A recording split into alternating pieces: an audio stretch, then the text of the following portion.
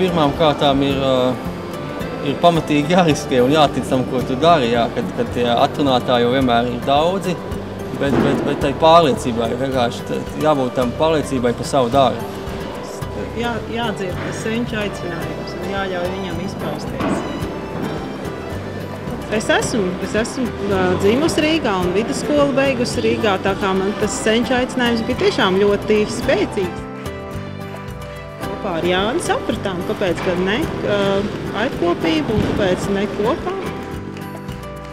Es domāju, ka mēs tāpat kā arī mākslinieki varam teikt, ka mums ir laimējies, ka mēs varam darīt to darbu, kas mums patīk, un mums jau par to samaksā. Tā līdzīgi varam teikt, mēs to neuzsveram tiešām kā grūtu ikdienu. Katra gada nogalē mēs mazliet atskatāmies uz paveikto, un pagājušajā gadā ir gana daudz pabeigts.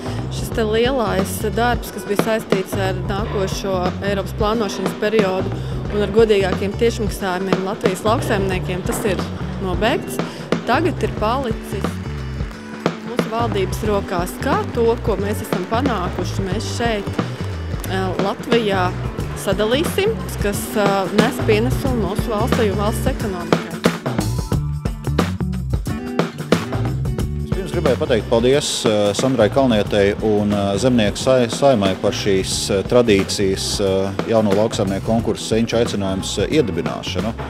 Manuprāt, tiešām mēs redzam, ka šis konkurss attīstās, šī ideja attīstās, un tiešām prieks redzēt tik daudz jaunu, enerģisku, talantīgu lauksaimnieku, kas šo nozari Latvijā virza uz priekšu un parāda to, ka lauksaimniecībai Latvijā ir perspektīva un ka Latvija turpinās attīstīties un uzplaukt.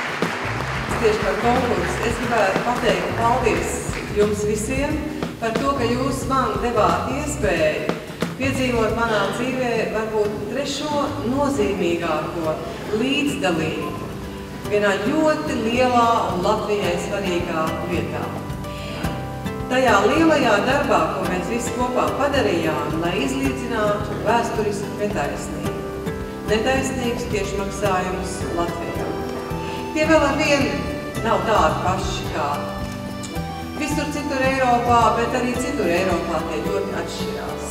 Ir pirmā lielā lobby kampaņa, ko Latvija ir īstenojusi. Un tā ir ļoti veiksmīga lobby kampaņa. Un kāpēc tā ir veiksmīga? Pirmkārt, tāpēc, ka mēs apvienojām savus spēkus un visos līmeņos runājām vienā balsī un tiecāmies pēc viena mērķa.